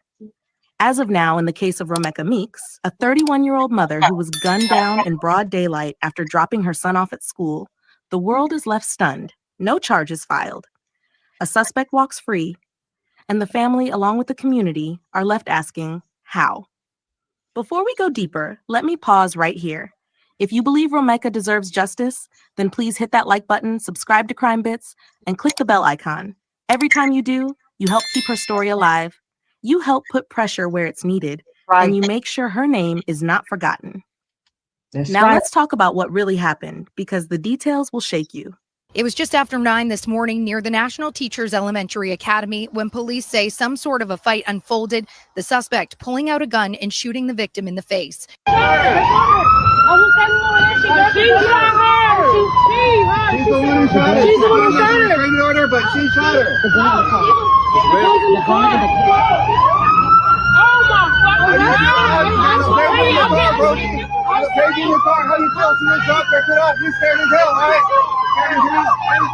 It was the morning of September 8th, 2025, in Chicago's South Loop. A normal school day. Parents pulling up, dropping off their kids, rushing to get to work. Romeka Meeks was there with her son, a routine she had done many times before. But that morning, something was different. Reports say she encountered another woman, someone she knew, and the two ended up in a heated altercation right outside the school area. Imagine this. Children still nearby, parents watching, traffic buzzing around. And then suddenly, a fight breaks out. Eyewitnesses say it escalated fast. Voices raised, bodies pushing, and then in the blink of an eye, a gun appeared. One shot, straight to the face. Romeka collapsed on the pavement. The scene turned chaotic. Screams, panic, parents shielding their kids' eyes. Within minutes, police and paramedics swarmed the area. She was rushed to Stroger Hospital, but by the time she got there, it was too late. That was the moment a son lost his mother. A mother lost her daughter. A community lost a woman who, by every account, was hardworking, loving, and didn't deserve to end her life on a cold street. And here's where things start to twist. Police quickly detained the woman suspected of pulling the trigger. Early reports even named her, and the public assumed this would be an open and shut case. A fight, a gun, a witness, surely charges would follow. But days later, the bombshell dropped. Prosecutors announced that they would not be filing charges, at least not yet. They claimed there wasn't enough evidence to move forward. Think about that. A woman is shot in the face, broad daylight, in front of multiple witnesses outside of a school, and the suspect is released? No charges? People were outraged. Romeka's family, especially her mother, spoke out. Someone has to pay for this. It's not right. They held press conferences. They demanded accountability. They asked how someone could kill a mother in plain sight and walk away free. The anger wasn't just about one case. It was about the larger question of whether justice means anything if it can be so easily delayed or denied. But here's where it gets even more complicated. Reports surfaced that the suspect and Romeka had a history. In fact, there were whispers about protective orders, about past disputes, about tension that had been simmering long before that fatal morning. This raised new questions. Was this self-defense? Was it planned? Or was it simply rage that spiraled into tragedy? Eyewitnesses began to speak up. Some said they saw Romeka trying to defend herself. Others said the shooter escalated things. And as these testimonies started spreading, so did frustration. If people witnessed the shooting, what more evidence could prosecutors possibly need? The days that followed turned into a storm. Social media lit up with outrage. Hashtags with Romeka's name spread across TikTok, Instagram, and Facebook. People weren't just posting sympathy. They were demanding to know why the system seemed to be dragging its feet. And then came the eyewitness videos. Clips started surfacing online. Shaky phone footage captured from across the street, blurred faces, but unmistakable chaos. You can hear screams, you can hear the crack of that single gunshot, and you can see people running for cover. These videos made one thing clear. This was not some dark alley incident with no one around. This happened in the open, with parents and kids just feet away. The release of those videos fueled even more anger. If the public could see what happened, then why couldn't prosecutors act? People wanted to know if this was a case of incompetence or if there was something else at play. Meanwhile, Romeka's mother, Tina, became the loudest voice in the fight for justice. Standing before cameras, tears in her eyes, she described the nightmare of not only losing her daughter, but then watching the suspect walk free. She said her grandson kept asking when his mother was coming home. Imagine having to explain to a child that his mother is gone forever and that no one is being punished for it. It didn't stop there. Rumors began swirling that the woman suspected of shooting 𝘠𝘠𝘂 had filed protective orders in the past, painting a picture of ongoing conflict between them. This detail divided the public. Some wondered, was there more to the story? Could the suspect have claimed self-defense? Others argued that no matter the history, pulling a gun in front of children and firing at someone's face could never be justified. That's right. And yet, prosecutors stood firm. They released a statement saying the evidence as it stood wasn't enough for a conviction. They said they needed more clarity from witnesses, more proof to show intent, more time to build the case. But here's the problem. When you're a grieving family, more time feels like another way of saying no justice. Every day that passed without charges felt like salt on an open wound. The community began organizing vigils, not just to honor 𝘠𝘠𝘂, but to send a message. This case could not be ignored. Her picture was everywhere, on posters, on candles, in murals painted across neighborhood walls. People were determined to make sure her name would not fade away like so many other victims whose stories get buried under bureaucracy. And then a new twist came to light. Eyewitnesses who had been hesitant at first began speaking out more openly. Some gave interviews describing exactly what they saw. That 𝘠𝘠𝘂 was arguing, yes, but she wasn't armed. That the shooter pulled the gun and escalated it to deadly violence. These firsthand accounts challenged any hint of a self-defense narrative. Still, even with this new wave of voices, prosecutors didn't budge. They said the investigation was ongoing. That word, ongoing, has become one of the most painful ones for the Meeks family, because ongoing means waiting. It means uncertainty. It means 𝘠𝘠𝑒𝑗ka's son goes to bed every night without answers. And so the tension grew, not just in Chicago, but nationwide. People began comparing her case to others where suspects were charged within hours, sometimes with far less evidence. Why was this different? Was it bias? Was it pressure from behind the scenes? Or was it simply a legal system too cautious to act? Just when it seemed like the story couldn't get any more frustrating, another shocking layer emerged. The woman suspected of pulling the trigger not only walked free, but reportedly had her firearm confiscated while facing no active charges. That detail left many asking the obvious question. If authorities felt she shouldn't have the gun anymore, then why wasn't she being held accountable for using it? This contradiction cut deep. It painted a picture of a justice system trying to play both sides, removing a weapon as if to admit danger existed, but refusing to file charges as if danger hadn't already caused an irreversible tragedy. To 𝘠𝘠𝑒𝑗ka's family, that felt like a slap in the face.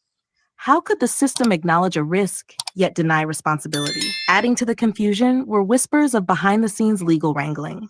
Some reports hinted that the shooter may have given statements portraying herself as the victim, claiming she feared for her life during the altercation. That argument, if true, could be why prosecutors hesitated. But those who were there insisted it wasn't fear, it was aggression. They said 𝘠𝘠𝑒𝑗ka had no weapon, no threat that justified a bullet to the face. That's right. The more people learned, the more twisted the case became. The protective orders from months prior suddenly became a focal point. Prosecutors could argue it showed history, motive, and fear on one side, but the community saw it differently, as a paper trail that might be used as an excuse to rationalize an unjustifiable killing. Meanwhile, pressure kept mounting. Activists began organizing protests outside the courthouse. The message was clear. If this case could be brushed aside, then what hope was there for any other mother, any other daughter, caught in violence? Families across Chicago saw themselves in 𝘠𝘠𝑒𝑗ka's story. They saw the fragility of protection under the law. And here's the real breakthrough. Eyewitnesses weren't just speaking out. They were giving their accounts directly to reporters, going public with raw details. Some described seeing 𝘠𝘠𝑒𝑗ka backing away in the final seconds before the shot. Others said they saw the suspect's hand reach deliberately into her bag before pulling the trigger. These weren't vague comments. They were specific, vivid, and damning. Yet still, no indictment, no arraignment, no formal charge, just silence. And silence in this case felt louder than any verdict. It became clear to many observers that the real twist in the 𝘠𝘠𝑒𝑗ka Meeks story wasn't the altercation, or even the shot itself. It was the realization that justice can be stalled, even in cases where the evidence seems to scream otherwise. The twist is that the people who are supposed to act, prosecutors, investigators, decision makers, hold the power to delay justice indefinitely. And for Rebecca's family, that waiting game has become its own kind of punishment. As vigils turned into marches and her son's face appeared alongside her photos on posters demanding justice, one thought kept haunting the public. If this had happened to someone else in another part of the city, would charges have already been filed? Was Rebecca's case stalled because of legal technicalities or because of something darker, systemic hesitation, bias, or misplaced priorities? As the weeks drag on, the absence of answers has become its own headline. Every day that passes without charges feels like another day stolen from Rebecca's memory. And the hardest part? Her little boy, who still asks where his mother is, doesn't understand the politics of prosecutors or the slow grind of the legal system. He just knows she's gone.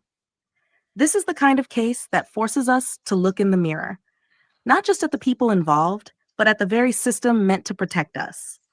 What does it say about justice when a woman can be shot in broad daylight, in front of witnesses, outside a school, and the killer walks free? Right. What message does that send to families who trust that the law will defend them? Think about it.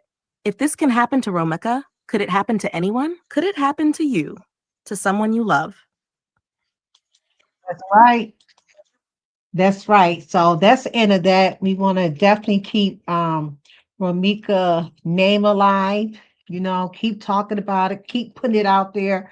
No matter what, just keep it out there, you guys, until justice be served, because Rebecca will not rest until justice is served. Okay. Now we finna move on for Rebecca. Like I said, prayers out to her son, to her mom, and to everybody that's connected to her, to everybody out there fighting, fighting for her, for justice to be served. I'm doing my best. I'm doing my best to keep her name out there. Okay. Well, we finna continue on with 𝘠𝘠𝘮. I don't know if her name is 𝘠𝘠𝘮. We'll figure out when I play her mom. That she's a 12-year-old girl. She also had been unalive.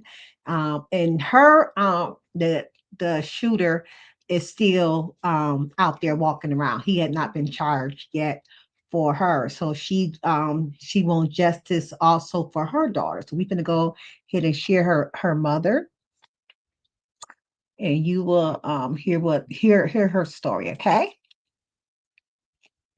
We will hear her story. This won't take long at all, you guys. Share screen.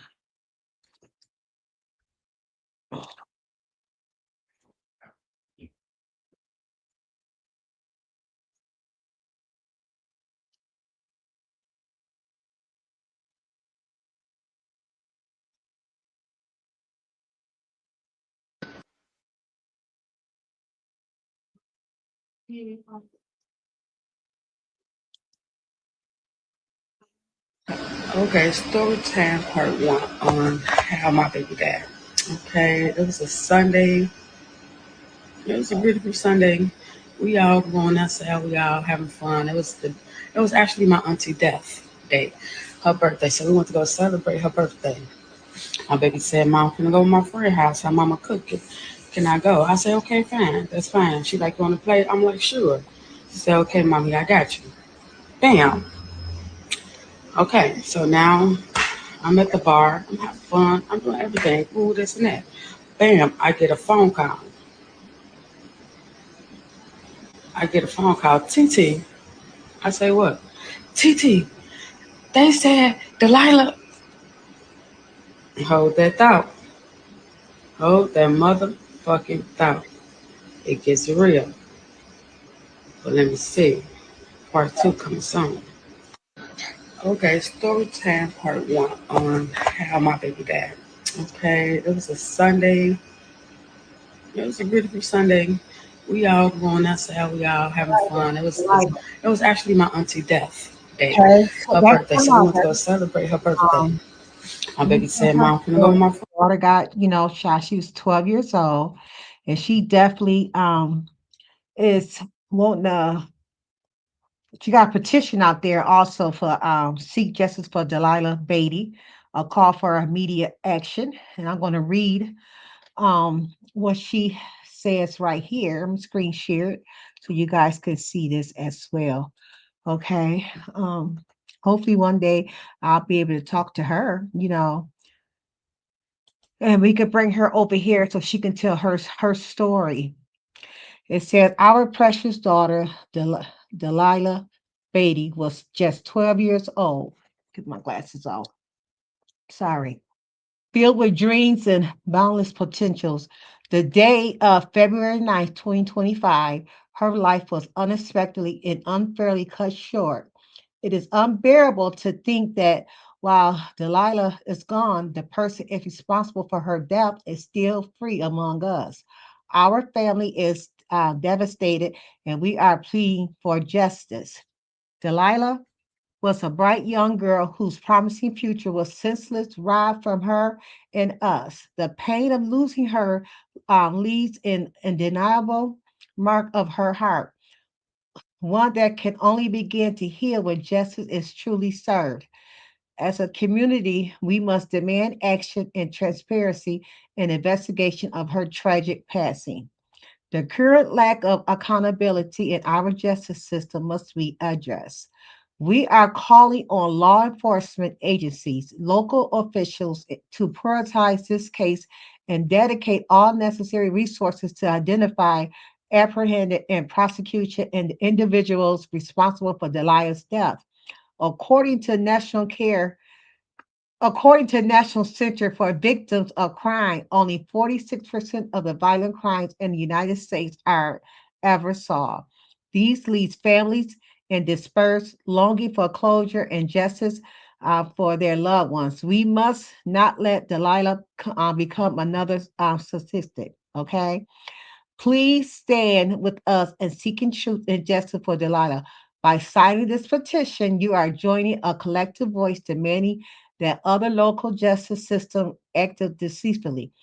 Your support can help ensure that Delilah's case receives the attention it deserves and that her killer faces the full forces of the law. Let's come together as a community to honor Delilah's memory and to seek the justice she so rightfully deserves.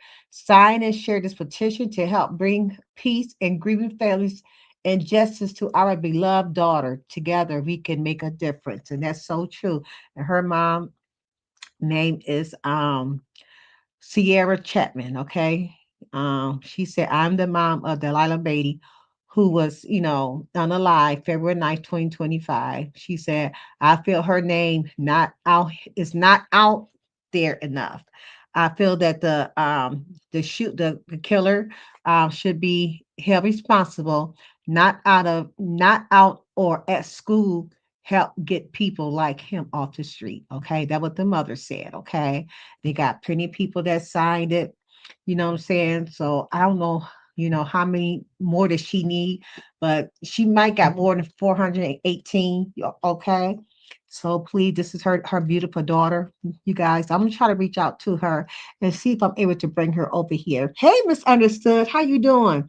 See if I'm able to bring her over here and talk to her so she could talk about her daughter's um death. What happened on February the 9th?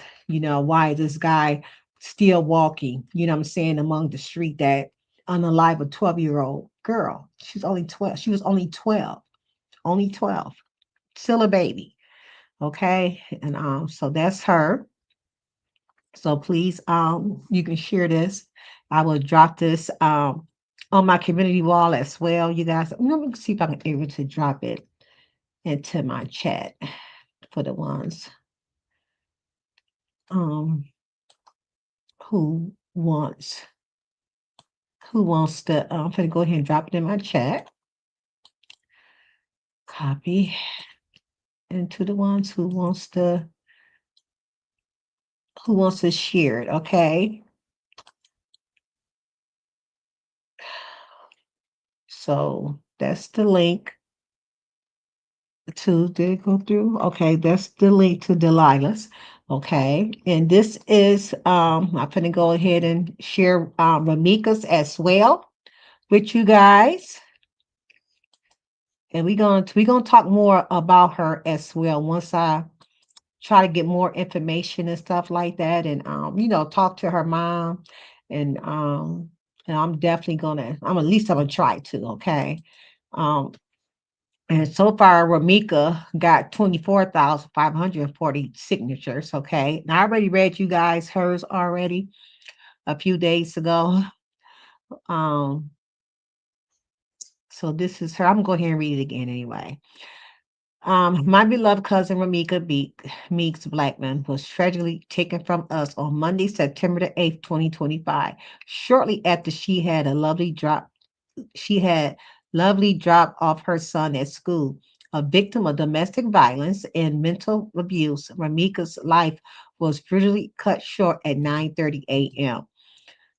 Directly in front of a school in Chicago, Illinois. This senseless act not only claimed the life of a devoted mother and family member, but also endangered the safety of countless children and citizens in our community. Her untimely death serves as a glaring reminder of a domestic violence crisis that too often remains hidden behind a closed door. The time has come for our community and leaders to take a stand against the violence that threatens the fabric of our society. We must take proactive measures to prevent such tragedies from reoccurring. We all upon law we call upon local law enforcement and government officials to rigorously investigate Ramika's murder, ensuring that justice is served swiftly and fairly. This is a matter of utmost importance to restore the faith of the community and the safety of our neighborhoods and our schools. Furthermore, we urge for the expansion of the domestic violence awareness program and increased funding for resources that support victims by offering education and refuge, we can begin to dismantle the cycle of abuse and protect those at risk. No one should live in fear in their own home, and no child should lose their parents in violence. Join us in honoring Wamika Meeks Blackman by signing this petition. Together, we can advocate for justice, demand accountability, and foster a safer, more supportive environment for all. Your signature is not just a gesture, it is a gesture. It is a stand against violence and step towards change in our beloved community. Okay. And that was written by Jalissa James. Okay. So again, she got a lot as well, and she even got on there who the decision makers, which is Richard Durbin and Tammy Duckworth. Okay. So that's hers. And I will go ahead and drop hers in the chat as well. If you guys want to go ahead and support Ramika as well to get justice, okay? So here is hers that I will drop down. Okay. So that's both of the ladies petition, they both have a right to live. And I will show you I'm tired now, you guys. And it's another one that I really want to show you. Another lady. Her name is Trina. I'm gonna drop her link down and let you guys go there and watch this one yourself on your own free time, because she definitely got the video. She walked the street of Chicago where Ramika she didn't die there, but where she got shot at. Okay, she showed you the street, she showed you the school. So she was in the Holly was in the school zone. Okay, she lived. Her channel is called Polly Trickens in leadership. SHIT. Okay, it's the name of her channel, but her name is Trina. Okay, and she definitely, I'm gonna drop her link into the chat for you guys to go over there and you can actually go watch it on your own time, because I've been on here too long, y'all. Too long, and I'm kind of tired. So I'm gonna drop her link into this chat right here. Okay, and you can go ahead and check her out, and she will show you exactly where Ramika got where she got shot at. Okay, so that is a good other video to watch. Okay, so you guys go check her video out, you guys. Okay, because like I said, I'm very exhausted. I can barely keep my breath. Okay.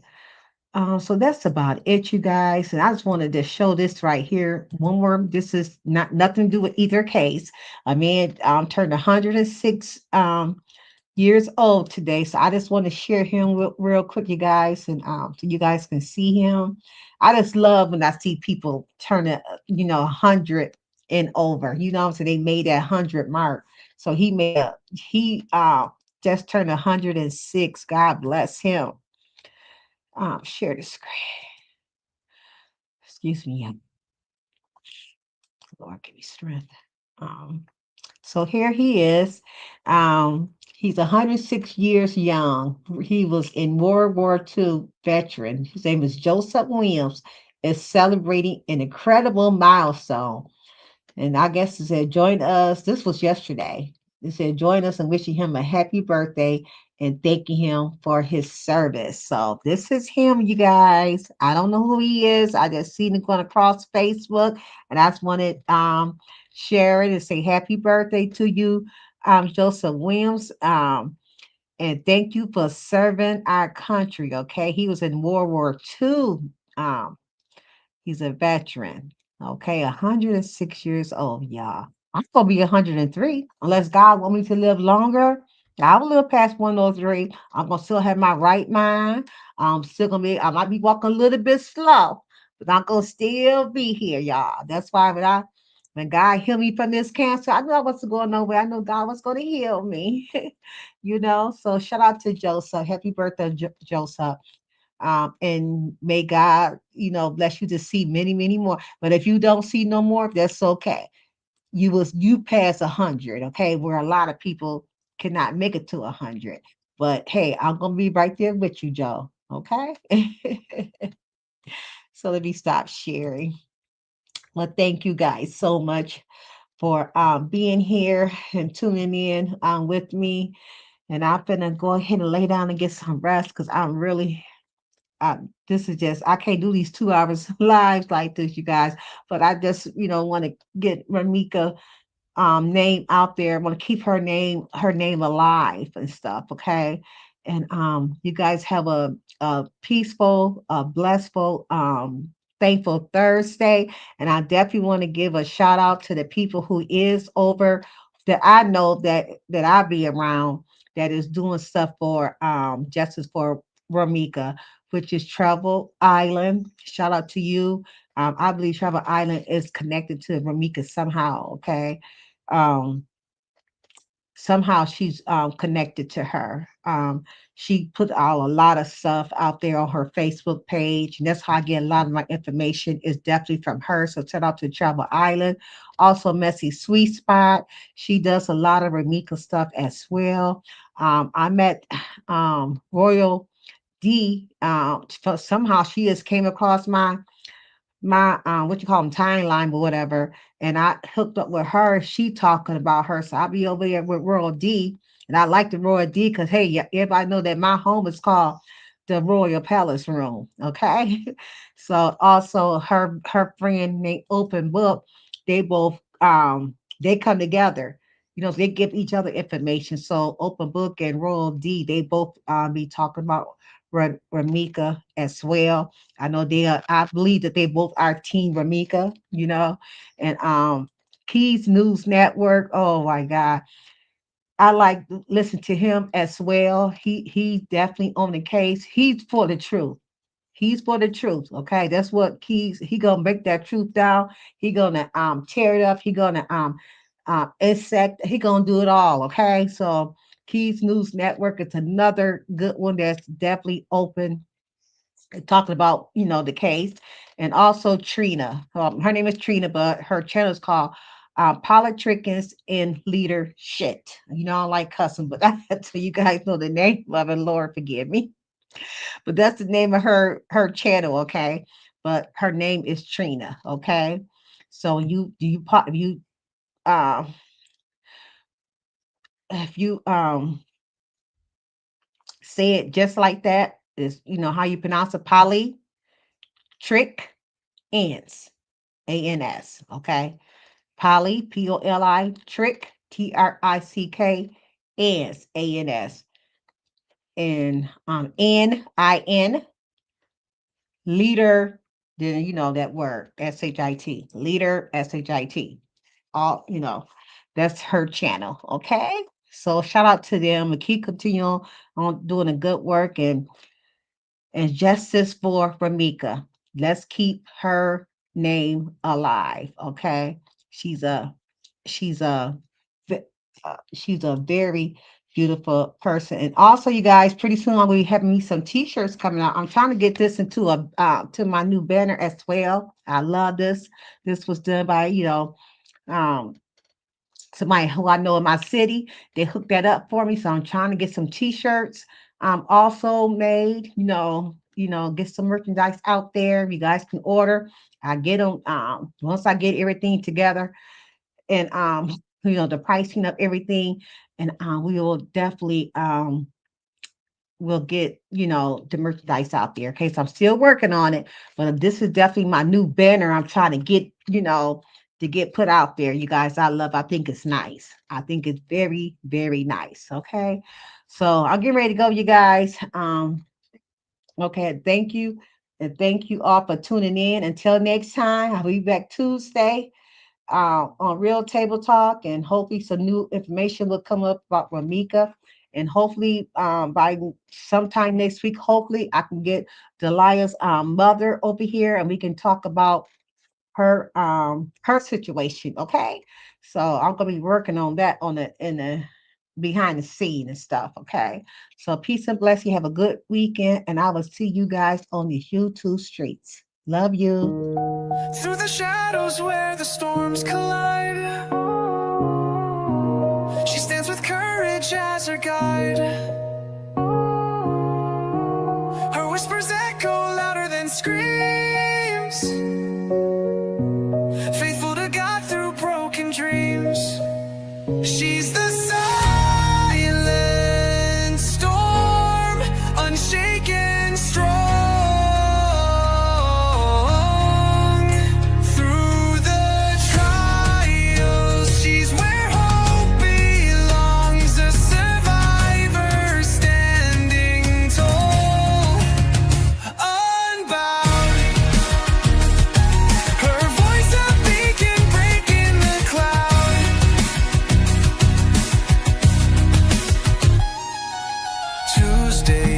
Thursdays, the table set for stories shared, no room for regret. At 5:30 sharp, hearts come alive. Together we heal, together we thrive.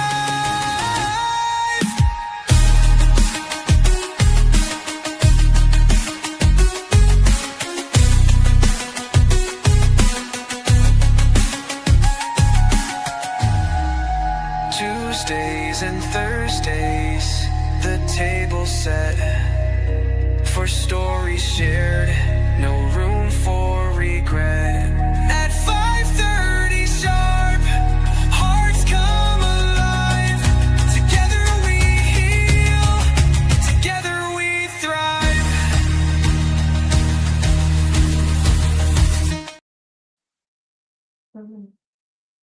Go check